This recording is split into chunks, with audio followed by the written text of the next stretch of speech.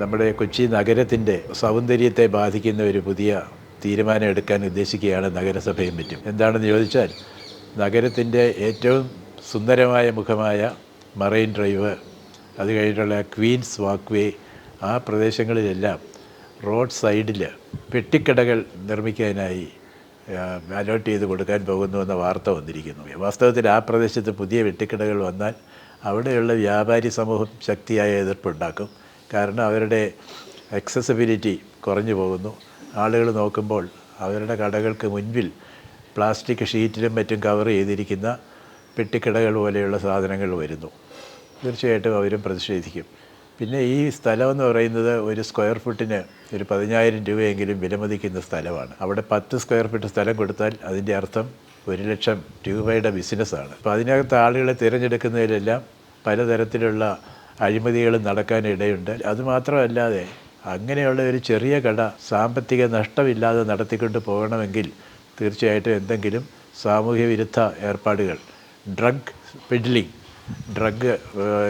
മയക്കുമരുന്നുകളുടെ വിതരണം, ഇതെല്ലാം നടത്തിയാൽ മാത്രമേ ഇങ്ങനെയുള്ളൊരു ചെറിയ പ്രസ്ഥാനം സാമ്പത്തിക നേട്ടം കൈവരിക്കാനാവൂ എന്നുള്ളത് വ്യക്തമാണ്.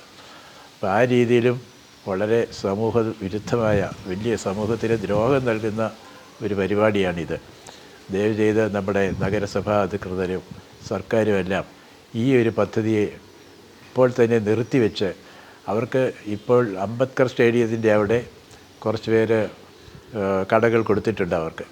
അവരെല്ലാം മുല്ലശ്ശേരി കനാൽ ഭാഗത്ത് ഉൾഭാഗത്ത് കട വെച്ച് നടത്തിയിരുന്നവരാണ്. മുല്ലശ്ശേരി കനാൽ ആ ഭാഗം വിസ്തൃതമാക്കി ആ റോഡ് വീണ്ടും പുനരുദ്ധരിക്കാൻ വേണ്ടിയുള്ള പദ്ധതി തുടങ്ങിയപ്പോൾ അവരെ നമ്മൾ അംബേദ്കർ സ്റ്റേഡിയത്തിൻ്റെ അടുത്തേക്ക്, അംബേദ്കർ സ്റ്റേഡിയത്തിൻ്റെ അടുത്തെന്ന് പറഞ്ഞാൽ KSRTCയുടെ ബസ് സ്റ്റാൻഡിനടുത്താണ്.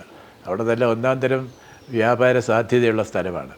അപ്പോൾ അങ്ങനെയുള്ള സ്ഥലമൊക്കെ കിട്ടി സന്തോഷമായിരിക്കുന്ന അവരെ വീണ്ടും കുറേ കൂടെ വ്യാപാര സാധ്യതയുള്ള സ്ഥലത്തേക്ക് നീക്കുമെന്ന് പറയുന്നത് ആ നഗരഹൃദയത്തെ വികൃതമാക്കും, നഗരത്തിൻ്റെ മുഖത്തെ വികൃതമാക്കും എന്നുള്ളതിന് പുറമേ അവിടെ ഇന്നുള്ള വ്യാപാരികൾക്ക് വലിയ പ്രതിഷേധത്തിന് ഇടയാക്കും.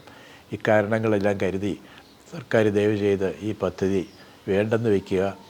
അവർ അംബേദ്കർ സ്റ്റേഡിയത്തിൻ്റെ അടുത്ത് തന്നെ നിൽക്കട്ടെ. അംബേദ്കർ സ്റ്റേഡിയം പുനർനിർമ്മിച്ചാൽ കൂടെ അതിൻ്റെ പുറത്ത് കടകൾക്കുള്ള സാധ്യതയുണ്ടല്ലോ.